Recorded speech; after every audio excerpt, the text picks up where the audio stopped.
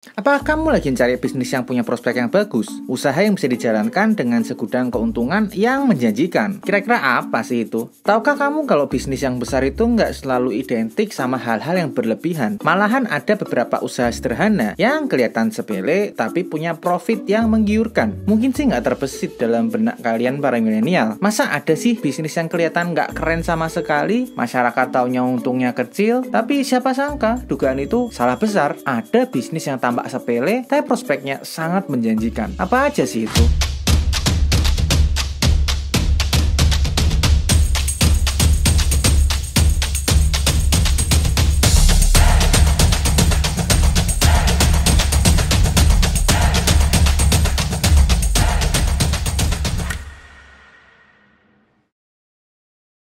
Buat kamu yang mau tahu, di video ini bakal membahas 10 bisnis yang nggak kelihatan keren, tapi prospek untungnya besar. Siap-siap ya, mungkin salah satunya bisa kamu pilih buat menjemput pundi-pundi keuntungan yang menjanjikan. Yang pertama kita punya laundry. Sering kali dianggap remeh, tapi bisnis laundry, cuci, gosok pakaian ini bisa menghasilkan profit yang menguntungkan. Gimana nggak? Sekarang banyak orang yang sibuk dan nggak sempat ngurus pakaiannya sendiri. Alhasil mereka mempercayakannya ke pihak laundry. Ini berarti peluang yang makin besar karena banyak yang membutuhkan jasa cuci gosok. Meski terlihat sepele, tapi ini bukan sekedar bisnis receh karena usaha ini dibutuhkan secara berulang-ulang, nggak hanya sekali. Maka artinya keuntungan diterima pun akan berulang pula kan? Yakin kalau masih anggap usaha ini nggak keren?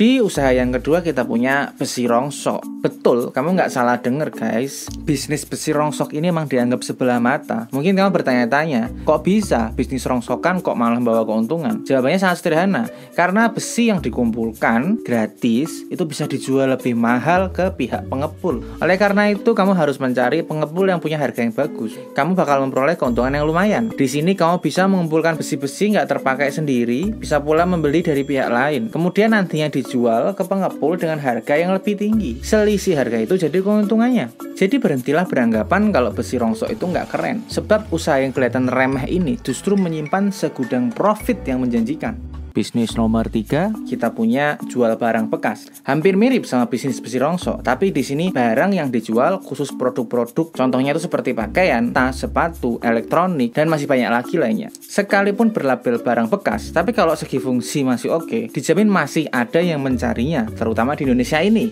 Terbukti dengan keberadaan pasar barang bekas yang nggak pernah sepi pengunjung kan. Kamu bisa masarkannya di sana atau mencari tempat sendiri. Untuk mengawali bisnis ini, kamu bisa mulai dengan mencari barang-barang di rumah yang nggak kamu pakai lagi. Kemudian tawarkan dengan harga yang bersaing. Buat menambah stok produk, kamu bisa mengajak teman-temanmu buat kerjasama. Misalkan memasarkan barang mereka dan bagi hasil dari keuntungan penjualannya. Di bisnis keempat ada jasa ketik. Bisnis ini cocok buat ditawarkan ke kalangan mahasiswa maupun pelajar. Sekalipun mereka punya laptop untuk mengetik, tapi terkadang tuh mereka nggak sempat buat mengetik sendiri. Mungkin sih sekedar malas aja. Tapi disinilah kamu bisa menawarkan jasa ketik dengan upahnya tuh per lembar. Lumayan kan kalau kamu pekerjakan orang buat di situ. Untuk memulai kamu cuma perlu modal laptop untuk mengetik dan nggak perlu yang lain. Sangat praktis dan menguntungkan. Kalau kamu udah punya nama, kamu bisa panggil orang buat bekerja di bawah namamu. Para pelajar punya tugas laporan dan presentasi yang banyak. Belum lagi proyek skripsi dan tesis mereka. Kamu bisa memanfaatkan kesempatan ini buat mengumpulkan pundi-pundi rupiah kamu. Di bisnis selanjutnya kita punya print dan fotokopi. Apakah kamu merasa ragu kalau bisnis print dan fotokopi ini punya prospek yang bagus? Ya tentu bagus, asalkan kamu tahu tempat penjualan yang tepat. Misalnya aja di sekitar kampus, sekolah, ataupun kawasan kantoran. Kenapa? Ya karena di sanalah orang-orang lebih perlu jasa cetak dokumen sampai fotokopi. Biarpun upahnya cuma ratusan rupiah aja, tapi kalau dikalikan sama jumlah lembar kertas yang dicetak dan fotokopi, pasti kelihatan besar banget loh keuntungan yang didapat. Ya karena modalnya nggak besar, cuma kamu beli alat-alat bekas dari Tokopedia aja kamu bisa buka usaha fotokopi. Jadi gimana? Kamu masih meragukan prospek bisnis fotokopi dan print ini?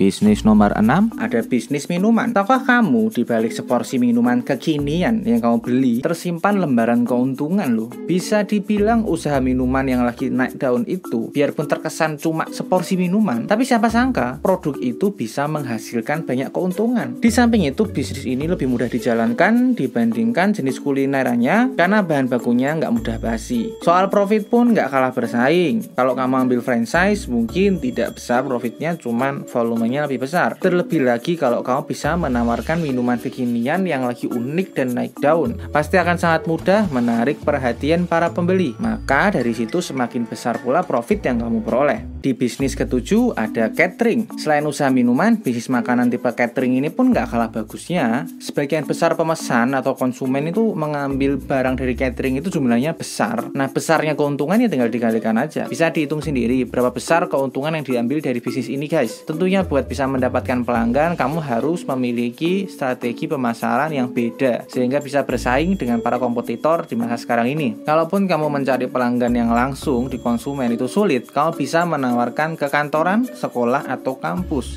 Sebab biasanya mereka membutuhkan jasa catering yang enak dan bisa untuk acara tertentu. Selain strategi ini, kamu bisa mengimbangi dengan upaya lain supaya usaha cateringmu makin maju. Di bisnis 8 kita punya penulis. Mungkin kamu nggak percaya sama penghasilan seorang penulis. Gimana bisa penulis jadi bisnis yang menguntungkan? Tentu aja bisa. Contohnya nih, kamu menulis buku novel. Kamu bisa aja menjalin kerjasama sama percetakan buat dia menerbitkan buku itu. Nanti kamu bakal dapat komisi dan royalti yang diterima. Jumlahnya juga bermacam-macam sesuai sama kualitas buku dan seberapa laku buku yang ditulis. Selain menulis sebuah buku, ada juga penulis lepas. Kebanyakan fee yang diterima juga bergantung dengan banyaknya pekerjaan yang diselesaikan. Biasanya upah untuk penulis dalam bahasa Inggris yang di Indonesia daripada penulis dalam bahasa Indonesia. Ya ini wajar karena tingkat kesulitan dan audiens yang diraih pun berbeda. Cukup dengan modal laptop dan skill di bidang kepenulisan, kamu bisa menghasilkan uang.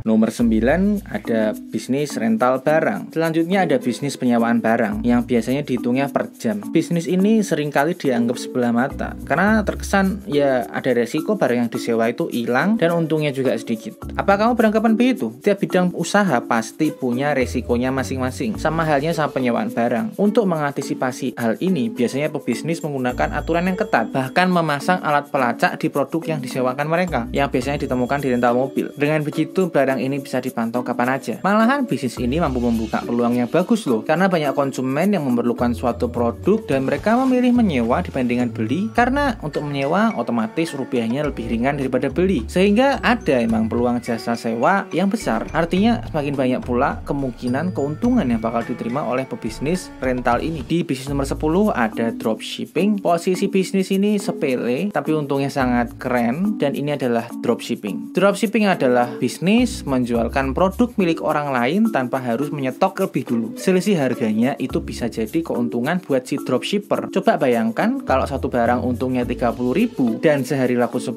pieces, maka keuntungannya sudah 300.000 per hari tanpa modal apa-apa. Jumlah profit yang ditawarkan juga nggak menentu karena dropshipper bisa menentukan besarnya keuntungan yang akan diambil. Jadi bisa aja suatu barang yang dijual keuntungannya lebih besar atau bahkan ada juga yang lebih kecil. Bisnis ini seringkali dianggap nggak keren, upahnya sedikit, nggak modal. Padahal ya nggak bener juga. Malahan bisnis dropshipping ini itu kamu sendiri yang menentukan besar fee yang kamu terima sesuai sama keahlianmu menjual barang ditambah sama keuletanmu dalam menjual produkmu. Bukannya nggak mungkin nanti kamu bakal dapat profit yang bagus dari pemilik barang yang kamu jual. Tentunya buat menjadi seorang dropshipper yang sukses diperlukan keahlian dan juga kerja keras, sebab sekarang pesaing dengan dagangan yang sama persis itu sangat banyak. Kalau kamu nggak bisa memanfaatkan peluang yang ada, tentu langsung diambil kompetitormu. Tapi kalau dari awal aja kamu udah menilai ini berat dan nggak mau berusaha, ya gimana bisa maju kan?